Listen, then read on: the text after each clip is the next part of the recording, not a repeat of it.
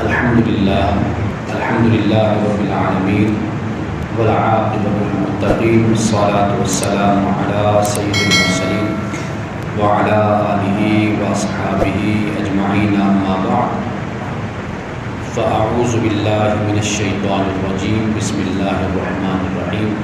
حاضرین محترم، آئندہ جمعۃ المبارک انشاءاللہ تعالی بشرط زندگی رمضان المبارک کا پہلا جمعہ ہوگا۔ اس حوالے سے ضرورت اس بات کی ہے کہ ہم اپنے آپ کو رمضان المبارک کے لیے تیار کر لیں۔ تیار کرنے کا جو طریقہ ہے وہ رسول اللہ صلی اللہ علیہ وسلم نے ہمیں بتایا ہے۔ وہ یہ کہ رسول اللہ صلی اللہ علیہ وسلم صحابہ کو وہ باتیں بتایا کرتے تھے جن سے ان کا دل نرم ہوتا، اس لیے کہ دل کا نرم ہونا یہ انسان کو اللہ کی عبادت، اللہ کی اطاعت، فرمانبرداری اور رسول اللہ صلی اللہ علیہ وسلم کی اتباع کے لیے تیار کرتا ہے۔ دل کا نرم ہونا یہ بڑی خوش بختی ہوتی ہے اگر انسان کا دل نرم ہو۔ قساوت جس کو کہتے ہیں، سختی، دل کا سخت ہونا، یہ انسان کو، مسلمان کو اللہ کی عبادت کے لیے تیار نہیں ہونے دیتا۔ قساوت، دل کو نرم کرنے والی جتنی باتیں بیان کی جا سکتی ہیں کی جانی چاہیے، واعظ میں، خطاب میں، نصیحت میں۔ دل نرم ہوتا ہے تو پھر خشوع خضوع انسان کو نصیب ہوتا ہے، خدا کا خوف نصیب ہوتا ہے، انسانوں کے لیے ہمدردی انسان کے دل میں پیدا ہوتی ہے اگر انسان کا دل نرم ہوتا ہے۔ رسول اللہ صلی اللہ علیہ وسلم صحابہ کو دنیا کی فنا، دنیا کا ختم ہونا، آخرت کا ذکر اور اعمال جو انسان کرتا ہے، اس کی کتنی ضرورت ہے انسان کو اپنی اگلی دنیا میں۔ رسول اللہ ان تمام باتوں کو بیان کرتے تھے۔ قیامت کی ہولناکیوں کا ذکر کیا، انسان کے فنا ہونے کا ذکر کیا کہ نسل در نسل انسان چل رہا ہے۔ کسی وقت ہم بھی بچے تھے، نوجوان، جوان بھی تھے، آج بڑھاپے کی عمر میں داخل ہو گئے یا داخل ہونے والے ہیں۔ یہ سب کچھ رسول اللہ بیان کرتے تھے۔ بیان کرنے کا مقصد کیا تھا؟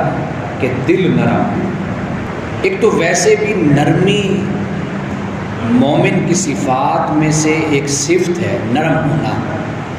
رسول اللہ نے اپنے صحابہ کو، امہات المومنین کو، ازواج مطہرات کو، چھوٹے بڑے سب مسلمانوں کو نرم رہنے کی تلقین فرمائی کہ نرمی اپنے اندر پیدا کرو۔ ایک حدیث ہے بڑی خوبصورت، ویسے تو آپ کا ہر ارشاد یہ خوبصورت ہے۔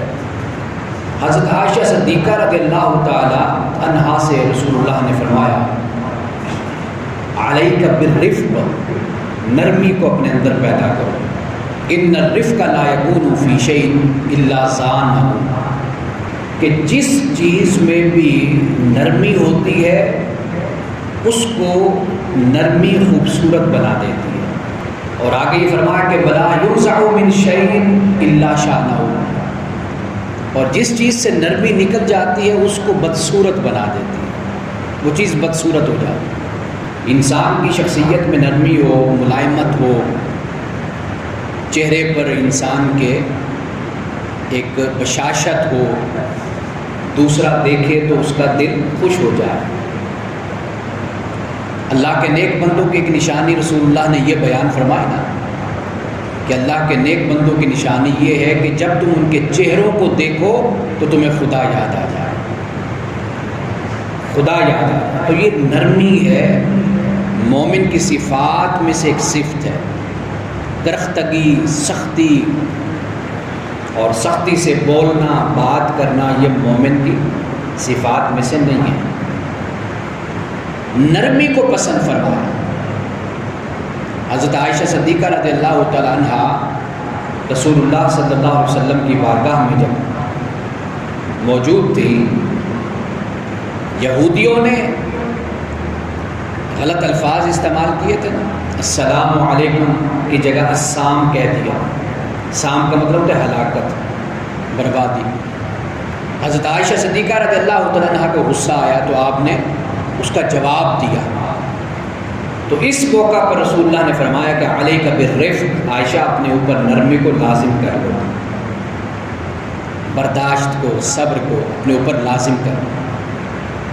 تو یہ مومن کی صفات میں سے ایک ہے رقت، ایک ہے رفق۔ رفق میں نرمی ہے اور رقت میں کیا ہے؟ رونا ہے، گڑ گڑانا ہے۔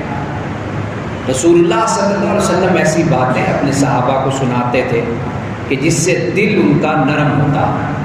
اور آپ نے یہ بھی ایک مقام پر فرمایا تھا کہ نرمی کو اختیار کرو، اللہ تعالیٰ نرم ہے۔ ان اللہ رفیق یحب الرفق، اللہ نرم ہے اور نرمی کو اللہ پسند کرتا ہے۔ اللہ جو نرمی پر عطا کرتا ہے وہ کسی اور چیز پر عطا نہیں کرتا، نرمی پر اللہ عطا کرتا ہے۔ اور یہ بھی فرمایا کہ وَإِيَّاكَ وَالْعُنْفَ وَالْفُحْشَ، بچو، کس سے بچو؟ سخت مزاجی سے، درختگی سے بچو، والفحش، اور بد کلامی سے، بد زبانی سے، اور غلط باتیں اپنے منہ سے نکالنے سے بچو۔ تو مومن کا جو کردار ہے وہ بندوں کے ساتھ ہوتا ہے تو نرم ہوتا ہے، اور جب خدا کی بارگاہ میں جاتا ہے پھر رقت کے ساتھ جاتا ہے، روتا ہوا رب کی بارگاہ میں حاضر ہوتا ہے۔ تو رسول اللہ صلی اللہ علیہ وسلم ایسی باتوں کو بیان کرتے تھے کہ جس سے دل نرم ہوتا ہے اور رجحان خدا کی اطاعت کی طرف ہوتی ہے، اللہ سے دل لگتا ہے انسان کا۔ یہ باتیں اس لیے بیان کی جاتی اور بیان کی جانی چاہیے، انسانی مزاج ہے، انسانی مزاج ہے کہ اگر اس کے سامنے ان باتوں کا بیان ہو تو دل نرم ہوتا ہے، پھر انسان کی توجہ خدا کی طرف ہوتی ہے۔ اسے جب یہ یقین ہو جاتا ہے نا کہ یہ دنیا فانی ہے، ختم ہونی ہے، پھر وہ خدا کے ساتھ لو لگاتا ہے، اس لیے کہ اس کا آخری سہارا خدا ہوتا ہے، وہ خدا کی ذات ہے۔ آپ دیکھ لیجئے نا کہ ہم اپنے کتنے بڑوں کو قبر تک چھوڑ کر آ گئے، کوئی ساتھ تو نہیں گیا نا۔ رسول اللہ صلی اللہ علیہ وسلم نے ان باتوں کو بیان کیا کہ قبر کیا ہے، فرمایا کہ جنت کے باغوں میں سے ایک باغ ہے اور جہنم کے گڑھوں میں سے ایک گڑھا ہے۔ کوئی ساتھ تو نہیں گیا، لیکن وہاں تنہائی میں، خلوت میں کون ساتھ ہوتا ہے؟ تو خدا کی ذات ہے، انسان کے ساتھ ہے۔ تو دل اس سے لگاؤ جس کو فنا نہیں ہے، جس کو فنا نہیں ہے، جس کو بقا ہی بقا ہے، وہ ازل سے ہے، ابد تک رہے گا۔ جب زمانہ نہیں تھا تب وہ تھا، جب زمانہ نہیں ہوگا تب بھی وہی ہوگا۔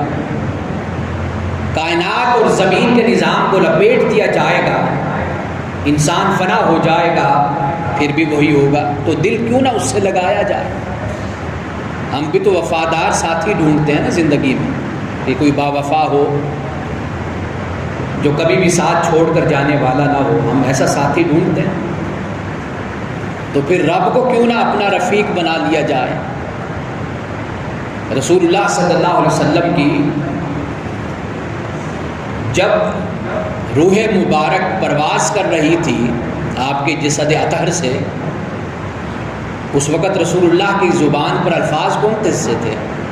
اللہم رفیق الاعلی، اے اللہ سب سے اچھا دوست تو ہی دوست ہے، تو ہی رفیق ہے، ساتھی تیری ہی رفاقت ہے۔ سب دوستیاں اور تعلقات چھوٹ جاتے ہیں، اگر تعلق رہتا ہے تو فقط خدا کا رہتا ہے، کیوں نہ پھر اس سے دل لگایا جائے۔ تو تو رسول اللہ صلی اللہ علیہ وسلم نے اس لیے صحابہ کو بتایا اس دنیا کے بارے میں، آخرت کے بارے میں، جنت کے بارے میں۔ مقصد کیا تھا؟ مقصد یہ تھا کہ خدا سے دل لگاؤ، خدا سے تعلق کو جوڑو، یہ بنیادی بات تھی۔ اس لیے رسول اللہ نے وہ باتیں بیان کی۔ پہلے تو مومن کا کردار اور اخلاق، اس میں نرمی ہوتی ہے، جس میں کرختگی اور سختی ہو اس کو اپنے آپ کو دیکھنا چاہیے، وہ اپنے اندر ملائمت کو پیدا کرے، نرمی کو پیدا کرے، اور اپنے چہرے پر بھی نرمی لائے کہ لوگ اس سے خوف نہ کھائیں، ڈرے نہیں۔ شخصیت ایسی بنانی چاہیے۔ مومن کی صفات میں سے ایک وصف ہے، میں کسی وقت اس پر آپ کو بتاؤں گا کہ رسول اللہ صلی اللہ علیہ وسلم نے کس طرح مومن کے بارے میں بتایا۔ اللہ ماشاء اللہ ہم میں کوئی مومن کی صفات پائی جائیں تو بڑی نعمت کی بات ہے، خدا کا شکر ادا کرنا چاہیے کہ ہم میں بھی کوئی خدا نے مومن کی صفات میں سے کوئی وصف پیدا کر دی۔ سب سے بڑی چیز یہ ہے کہ اپنے اندر نرمی کو پیدا کیجیے، آپ کے پاس جو آئے اس سے آپ سے محبت ہو جائے۔ حضرت علی رضی اللہ تعالیٰ عنہ فرماتے ہیں نا کہ رسول اللہ کو جو ملا نہیں تھا، جو ساتھ بیٹھا نہیں تھا، تو آپ کی شخصیت میں جلال تھا۔ جو اجنبی تھا وہ ایک مرتبہ آپ کی شخصیت کو دیکھتا تو اس پر اثر ہوتا تھا، وہ روب میں آ جاتا تھا۔ حضرت علی فرماتے ہیں کہ جب رسول اللہ سے وہ ملتا، ملاقات کرتا، بیٹھتا، گفتگو کرتا، تو پھر اسے دنیا میں اگر کسی سے سب سے زیادہ محبت ہوتی تو وہ رسول اللہ کی ذات تھی، سب سے زیادہ محبت اس سے۔ تو یہ محبت کیوں پیدا ہوتی؟ کہ رسول اللہ کے مزاج میں نرمی تھی، شگفتگی تھی۔ اس پر میں بہت مرتبہ بات کر چکا، پھر بھی کسی وقت بات کریں گے۔ یہ ہے مومن کی صفات میں سے ایک اچھی اعلیٰ صفت، اور دل کو نرم کرنے والی باتیں جو رسول اللہ نے بیان کی وہ کمال کی باتیں۔ آج چند احادیث میں اس حوالے سے بیان کرنا چاہتا ہوں۔ ایک حدیث یہ ہے کہ رسول اللہ نے یہ فرمایا کہ جو شخص ڈرتا ہے، جس کو خوف ہوتا ہے، وہ شروع رات میں سفر کرنا شروع کر دیتا ہے، رات کے آغاز میں، کیونکہ عرب کے معاشرے میں جیسے رات ڈھلتی تھی تو صبح کے وقت، اس وقت ڈاکو، چور، رہزن وہ لوٹا کرتے تھے۔ تو چوری سے بچنے کا، لوٹنے سے بچنے کا طریقہ یہ تھا کہ رات کے وقت عرب میں سفر شروع کرتے تھے۔ جیسے رات شروع ہوئی سفر شروع کر دیا، جیسے جیسے روشنی تھوڑی تھوڑی پھیلی تو وہ جو راہزن اور ڈاکو چور ہوتے تھے نا، وہ لوگوں کو لوٹتے تھے۔ تو عرب کے معاشرے کا جو ماحول تھا اس کے مطابق رسول اللہ نے کیا فرمایا؟ آپ نے فرمایا کہ جو شخص ڈرتا ہے وہ شروع رات میں چل دیتا ہے، سفر شروع کر دیتا ہے، وہ عافیت کے ساتھ اپنی منزل پر پہنچ جاتا ہے، عافیت کے ساتھ پہنچ جاتا ہے۔ رات کے شروع میں سفر کیا نا اس نے، تو اپنی عافیت اور حفاظت کے ساتھ اپنی منزل پر پہنچ گیا۔ آپ نے فرمایا یاد رکھو اللہ کا سودا سستا نہیں ہے، اللہ کا سودا سستا نہیں، بہت مہنگا ہے اور بہت قیمتی ہے۔ فرمایا کہ یاد رکھو اللہ کا سودا جنت ہے، جنت اللہ کا سودا مہنگا بھی ہے اور قیمتی بھی ہے، سستا نہیں ہے اللہ کا سودا۔ ایسے ہی بیٹھ کر جنت کی خوشخبریاں سنا دی جاتی نا ہمارے ہاں، لیکن رسول اللہ کیا فرماتے ہیں؟ جنت کا سودا مہنگا بھی ہے اور قیمتی بھی ہے۔ سودا اس وقت ملتا ہے جب آپ اس کو اپنے جذبات، احساسات، اپنی خواہشات پر اس سودے کو ترجیح دیتے ہیں۔ آپ کو ایک چیز اچھی لگ گئی، آپ دکان پر گئے، اب دکاندار نے جو بھی ڈیمانڈ کیا آپ نے اس کی بات کو مان لی، آپ کو وہ چیز اچھی لگی، آپ نے اس کو دے دی قیمت۔ اگر آپ کی نیت میں کھوٹ ہو، آپ لینا بھی نہیں چاہتے، پسند بھی نہیں ہے، آپ پھر کیا کریں گے؟ یا تو لیں گے نہیں، چھوڑ کر چلے جائیں گے، اہمیت ہی نہیں آپ کی نظر میں اس کی۔ اگر اہمیت ہوتی تو آپ لے لیتے۔ تو رسول اللہ صلی اللہ علیہ وسلم نے فرمایا کہ جنت کا سودا مہنگا ہے اور قیمتی ہے، لینے والے اس کے تھوڑے لوگ ہیں، مہنگا بھی ہے اور قیمتی بھی ہے۔ اس کے لیے اپنے جذبات، احساسات، اپنی خواہشیں، اپنا ارادہ، اپنا نفس سب کچھ قربان کرنا پڑتا ہے، پھر جنت ملتی ہے، ایسے نہیں ملتی اے سی میں بیٹھ کر، اور ذرا پنکھا بند ہوا یا لائٹ چلی گئی تو انتظامیہ سے شکوہ شروع ہو گیا، جی مسجد میں تو بڑی گرمی پھیل گئی ہے، سکون سے ہم نماز ہی نہیں پڑھ سکے۔ ذرا ان نمازوں کو یاد کرو کہ جب صحابہ تپتے صحرا میں اور تپتی پتھروں پر نماز ادا کیا کرتے تھے، ان نمازوں کو یاد کرو نا۔ وہ کہتے ہیں کہ نمازیں، مسجدیں پکی ہو گئی، نمازی کچے ہو گئے۔ ایک وقت تھا کہ جب مسجدیں کچی ہوتی تھی، نمازی پکے ہوا کرتے تھے۔ تو جنت ایسے نہیں ملتی، یہ مہنگا سودا ہے، قیمتی سودا ہے، اس کے لیے کچھ دو گے تو پھر ملے گا، اور ملے گا کیسے؟ اللہ پاک نے قرآن میں یہ فرمایا سورۃ الانفال میں، ان اللہ اشتری من المؤمنین، کہ اللہ سبحانہ و تعالیٰ نے مومنین سے ان کی جانوں کو خرید کر اس کے بدلے میں اللہ نے جنت ان کو دی ہے۔ یہ ہے رب کا سودا۔ رب کہتا ہے تو مجھے اپنی جان دو، حالانکہ جان بھی اسی کی ہے، ہم کون سا احسان کریں گے اس کو دے کر جان اپنی؟ وہ جو کسی شاعر نے کہا کہ جان دی ہوئی اسی کی تھی، حق تو یہ ہے کہ حق ادا نہ ہوا، اس نے دی اور اس نے مانگ لی تو اس کو دے دی۔ انا للہ و انا الیہ راجعون، بے شک ہم اسی اللہ کے لیے ہیں اور بے شک ہم اسی کی طرف لوٹ کر جانے والے ہیں۔ قرآن نے کہا کہ اللہ نے مومنین سے ان کی جانوں کے بدلے میں ان کو جنت اللہ نے عطا کر دی۔ یقاتلون فی سبیل اللہ فیقتلون ویقتلون وعدا علیہ حقا۔ قرآن نے بیان کیا کہ پھر وہ لڑتے ہیں، جہاد کرتے ہیں، قتل کر دیے جاتے ہیں یا قتل کرتے ہیں اللہ کے راہ میں۔ اللہ کا وعدہ سچا ہے، اور یہ وہ وعدہ ہے جو اللہ نے تورات اور انجیل میں بھی بیان کر دیا ہے۔ تو یہ جنت ہے، اس کے لیے بڑی قربانی ہے، یہ کوئی معمولی چیز نہیں ہے ایسے اٹھا کر کوئی پلیٹ میں رکھ کر دے دی جائے، تھالی میں رکھ کر یہ جاؤ بھائی۔ بڑی قربانی کے ساتھ جنت ملتی ہے۔ اللہ کے دین کے لیے اپنے آپ کو وقف کرنا، اللہ کی اطاعت و فرمانبرداری میں زندگی گزارنا، اللہ کو ہر معاملے میں ترجیح دینا، پریفر کرنا اللہ کو۔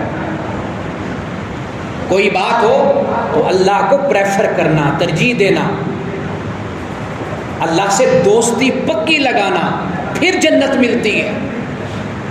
جنت ایسے نہیں کہ سب کچھ چلتا رہا اور جنت بھی مل گئی۔ تو رسول اللہ صلی اللہ علیہ وسلم نے جو یہ فرمایا نا، رات کے شروع میں سفر کرتا ہے اور پھر وہ عافیت کے ساتھ اپنی منزل پہ پہنچ جاتا ہے، رات کے شروع میں سفر کرتا ہے۔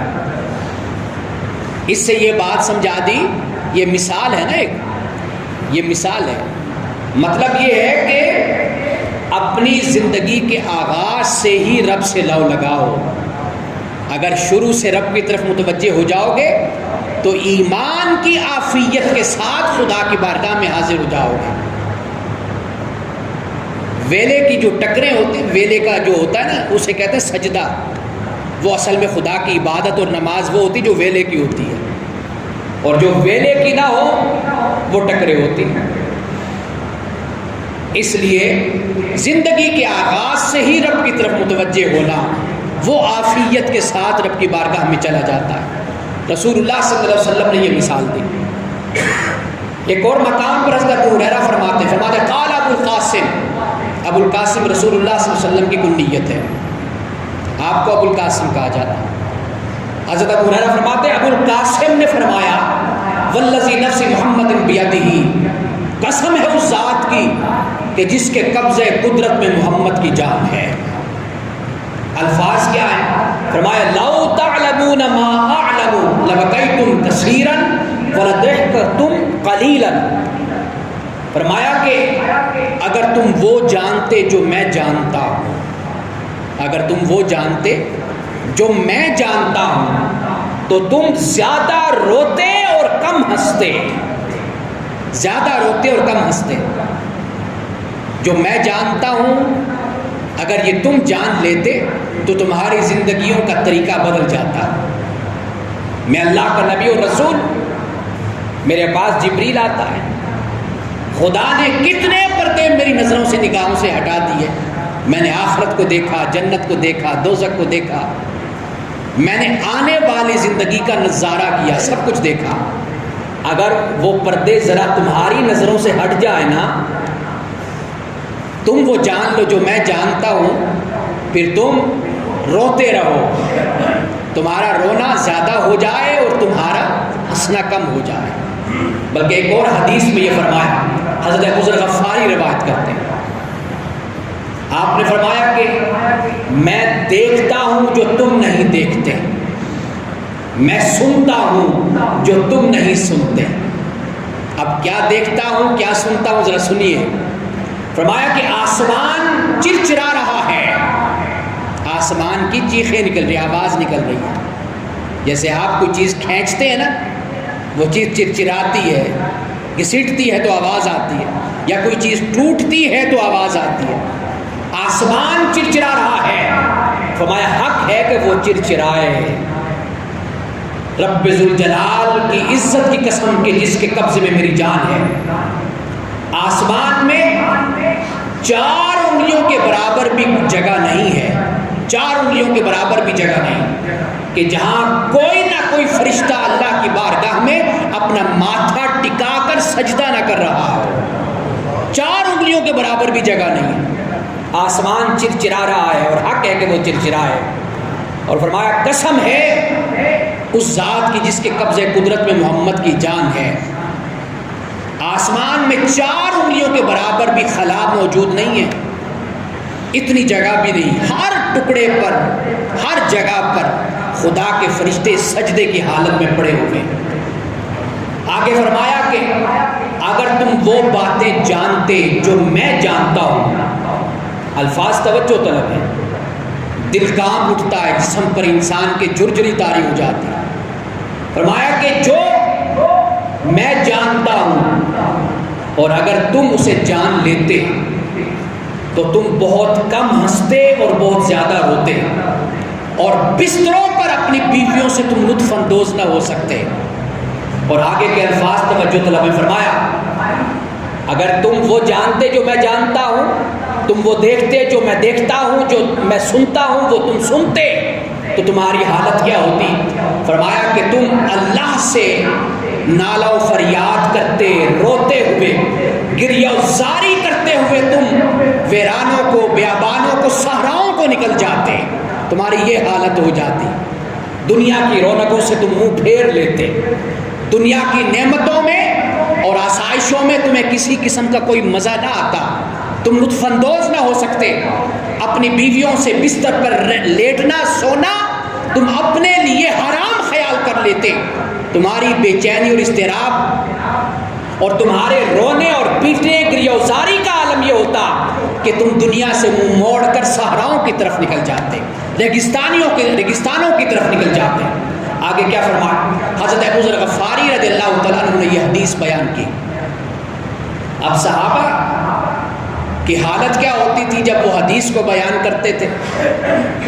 حضرت ابو ذر غفاری پھر رو کر اللہ کی بارگاہ میں گریہ وزاری کرتے ہوئے فرماتے، کاش میں ایک درخت ہوتا جسے کاٹ دیا جاتا، کاش میں ایک درخت ہوتا جسے کاٹ دیا جاتا۔ یعنی پھر سوال و جواب مجھ سے نہ ہو۔ اصل بات یہ ہے دنیا میں بھی عدالت انسان کو بلا لے، انسان سچا بھی ہوتا ہے، لیکن آپ دیکھیے کہ انسان کی کیفیت کیسی ہوتی ہے۔ اللہ کی بارگاہ کا تصور کرنا کہ اس کی بارگاہ میں جا کر جواب دینا ہے اعمال کا، صحابہ اس پر ڈر جاتے، کانپ جاتے تھے۔ حضرت ابو ذر غفاری کہتے کاش میں درخت ہوتا اور مجھے کاٹ دیا جاتا، مطلب یہ ہے کہ میں رب کی بارگاہ میں حاضر ہو کر اپنے اعمال کا جواب نہ دیتا۔ یہ رسول اللہ صلی اللہ علیہ وسلم نے اس کو بیان کیا۔ حضرت عبداللہ ابن عمر بیان کرتے ہیں، فرماتے ہیں کہ قال رجل یا نبی اللہ، رسول اللہ صلی اللہ علیہ وسلم کے پاس ایک شخص آیا، اس نے پوچھا کہ یا رسول اللہ صلی اللہ علیہ وسلم من اقیس الناس و احزم الناس، لوگوں میں دانا کون شخص ہوتا ہے زیادہ کہ جسے ہم کہیں یہ دانا ہے، یہ وائز، انٹیلیجنٹ، سمجھدار، ہم کسے کہیں؟ واحزم الناس، اور لوگوں میں زیادہ ہوشیار اور دور اندیش کون شخص ہوتا ہے؟ رسول اللہ نے فرمایا قال اکثرهم ذکرا للموت، آپ نے فرمایا کہ تم میں دانا شخص، ہوشیار شخص، سمجھدار وہ شخص ہوتا ہے کہ جو موت کو تم میں زیادہ یاد کرنے والا ہو، موت کو یاد کرے۔ واشدہم استعدادا للموت قبل نزول الموت، موت کے آنے سے پہلے موت کی تیاری بھی کرے۔ اولئک هم الاخیاس، حضور نے فرمایا کہ یہ لوگ ہیں سمجھدار، ایک تو موت کو یاد کریں کثرت سے، اور دوسرے فرمایا کہ جو موت کی تیاری بھی کریں۔ ہم موت کو یاد تو کر لیں گے لیکن موت کی تیاری سے غافل ہو جاتے ہیں، تو موت کی تیاری یہی ہے، حقوق اللہ اور حقوق العباد کو ادا کرنا، یہ موت کی تیاری ہے۔ جو اللہ کے حقوق ہیں وہ ادا کیجئے، نماز ہے، روزہ ہے، زکوٰۃ ہے، حج ہے۔ حقوق العباد میں کیا ہے؟ والدین ہیں، اولاد ہے، رشتہ دار ہیں، دوست ہیں، احباب ہیں، ہمسائے ہیں، ان سب کا خیال کیجیے، ان کے جو حقوق ہیں وہ ادا کیجیے، اور ان کو ادا کرتے ہوئے نیت یہ کیجیے کہ یہ صرف میں اپنے رب کی خاطر کرتا ہوں، لوگوں کو دکھانے کے لیے نہیں کرنا، ریاکاری سے بچنا کہ میرا بورڈ لگ جائے، میرا بینر لگ جائے، میرا اشتہار لگ جائے، اس سے نہیں کرنا۔ یہ آج کے زمانے کا، یہ لکھ لیجئے میری بات، یہ آج کے زمانے کا سب سے بڑا فتنہ ہے۔ سب سے بڑا فتنہ یہ ہے کہ میرا نام بڑا ہو جائے، کوئی مقرر ہے، کوئی نعت خوان ہے، کوئی سیاستدان ہے، کوئی حکمران ہے، کوئی بھی ہے، وہ یہ چاہتا ہے میرا نام بڑا ہو جائے۔ میں کہتا ہوں آج کے دور کا سب سے بڑا فتنہ یہ ہے، اس نے انسان کی نیکیوں کو اس طرح چاٹ لیا کہ جس طرح لکڑی کو دیمک چاٹ لیتی ہے، اس طرح چاٹ جاتی ہے۔ قرآن پاک نے ریا ناس کی بات کی ہے، ریاکاری نہیں کرنی، لوگوں کو دکھانے کے لیے نہیں کرنا۔ جس رب سے محبت اور دوستی اور تعلق قائم کیا ہے نا، اس کو دکھانے کی ضرورت نہیں ہے، وہ دیکھ لیتا ہے۔ آپ چھپ کر کچھ کریں گے وہ جانتا ہے،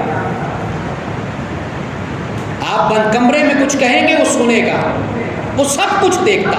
اگر اس کی خاطر کرتے ہو تو پھر کوئی پرواہ نہیں، اگر لوگوں کو دکھانے کی خاطر کرتے ہو، ہاں پھر ڈھول پیٹو، جاؤ پبلک میں جاؤ، اپنے اشتہار لگاؤ، بینر لگاؤ، بڑے بڑے نام لکھو، پھر کرو سب کچھ۔ لیکن اگر اس خدا کی خاطر کرتے ہو تو پھر وہ محتاج نہیں ہے ان چیزوں کا، وہ غنی ہے، مستغنی ہے اس کی ذات۔ اس کے لیے کرو حقوق اللہ اور حقوق العباد کو، اس کی رضا کی خاطر کرو۔ یہ بڑی بنیادی بات ہے۔ رسول اللہ صلی اللہ علیہ وسلم کی اسی حوالے سے ایک بڑے خوبصورت کتاب الرقاق میں محدثین نے اس حدیث کو بیان کیا ہے جو میں اب آپ کو سنانے والا ہوں۔ حضرت معاذ بن جبل فرماتے ہیں، حدیث کے الفاظ ذرا بیان کیے جائیں تو لطف دوبالا ہو جاتا ہے کہ صحابہ نے کس طرح اس بات کو نقل کیا۔ حضرت معاذ بن جبل کہتے ہیں، فرماتے ہیں قال لما بعث رسول اللہ صلی اللہ علیہ وسلم الى الیمن، کہ مجھے رسول اللہ صلی اللہ علیہ وسلم نے یمن اپنا عامل بنا کر بھیجا، مجھے والی بنا کر بھیجا۔ خرج مع رسول اللہ صلی اللہ علیہ وسلم، تو رسول اللہ میرے ساتھ پھر نکلے، یعنی میرے گھر سے، مدینہ سے، جہاں سے آغاز ہوا سفر کا، میرے ساتھ نکلے۔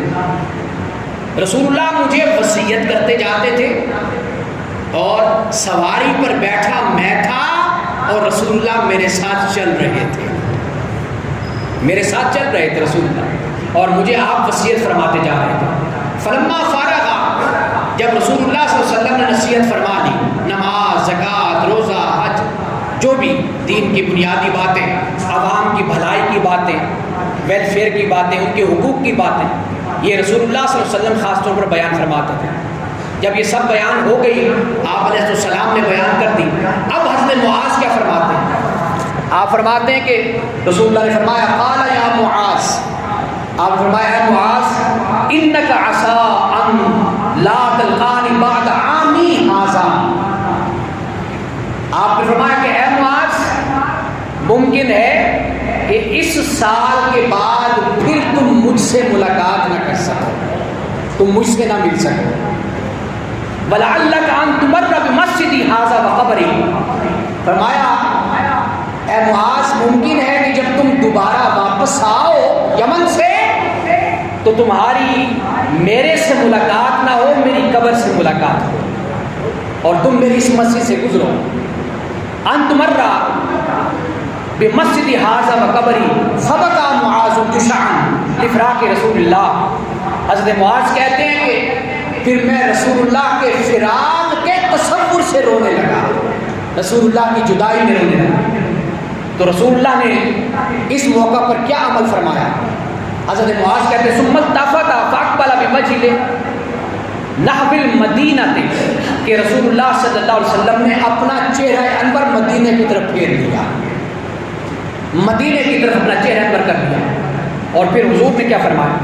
اب یہاں پر ایک بات بیان کرتا چلے، محدثین کہتے ہیں رسول اللہ نے اپنا چہرہ انور معاذ سے کیوں پھیرا تھا؟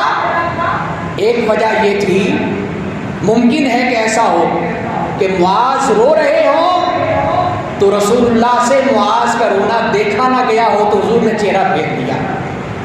محدثین یہ بھی کہتے کہ رسول اللہ روئے، اشک بار ہوئے، آپ نے چہرہ پر اس لیے پھیر دیا کہ معاذ کا دل کہیں دکھی نہ ہو مجھے روتا ہوا دیکھ کر، اس لیے رسول اللہ نے اپنا چہرہ پر پھیر دیا۔